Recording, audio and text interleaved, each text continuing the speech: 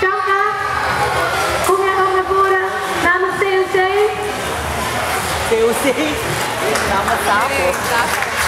Hopelijk namens COC. Ik hoop dat jullie beter geluid, beter. Wat Marlo?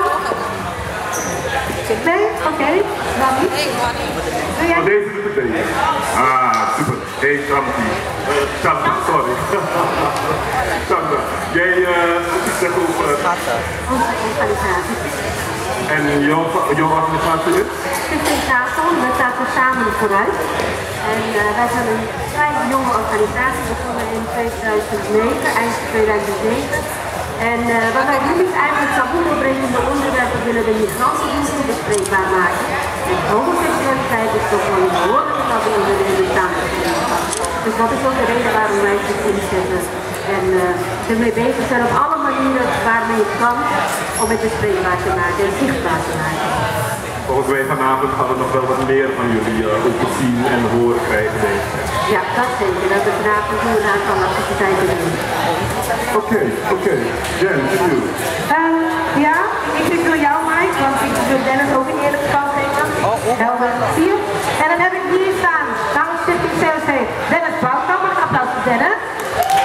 Dennis, jij gaat me vertellen, je bent voorzitter van COC. Ja, ik ben de voorzitter van COC Amsterdam. De Belangenvereniging voor homo's, lesbiennes, biseksuelen en transgender.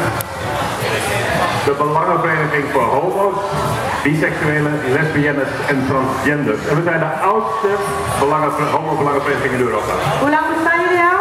Al sinds 1946. Ja. Dus jouw Move in Mountains is het. Ik zou bijna hier met een rollator aankomen, maar gelukkig zijn we als vereniging springleven.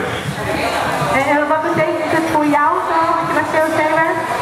Nou, heel veel. Nou, ik werk er niet. Ik ben vrijwilliger bij het COC en het werkt heel veel. Ik doe het nu 6 jaar met heel veel plezier. En ik ben het gaan doen omdat ik vond dat we in Amsterdam veel meer moeten opkomen voor onze rechten. En veel meer zichtbaar moeten zijn ook voor wie we zijn. Je moet trots zijn op wie je bent. En is het een beetje gelukt? Ja, volgens mij wel. We zijn in 2018 met een aantal partners gestart met Roze Kwarthoek. En als je nu ziet hoe belangrijk het is geworden, ik denk dat het heel belangrijk is voor Amsterdam Zuidoost, belangrijk voor Amsterdam. En ik durf zelfs te zeggen ook belangrijk voor Nederland. Dankjewel Dennis. Applaus voor Dennis. Oh, dat is een beetje aan hemzelf. Jullie kennen hem vast wel. Wacht een heel hard applaus voor Marlon Reijnen namens Pinksteeg. Kom Marlon, kom dichterbij, ik blijf er niet. En jij vertegenwoordigt vandaag Pinksteeg. Waar gaat Pinksteeg voor? Pinksteeg is een event die we om 3 maanden hier in de Bijlmer organiseren. Ik ben zelf homo, ik ben vrouw of mannen. En we zijn een groep van Surinaamse, Antilliaanse, witte, alle homo's uit de Bijlmer. Die het belangrijk vinden om ook hier met elkaar te kunnen praten over dingen die we belangrijk vinden. Dus niet alleen te feesten, maar ook te praten. En dat doen we ook om 3 maanden met thema-avonden over safe sex, over seksualiteit, over identiteit, over politiek in Pinksteeg. En vandaag hebben we een programma onderdeel van en we coördineren het geheel van onze programma dit jaar op Pinksteeg. En waar zitten we dan ongeveer als Pinksteeg weer een evenement hebt? Waar wordt het meestal gehouden?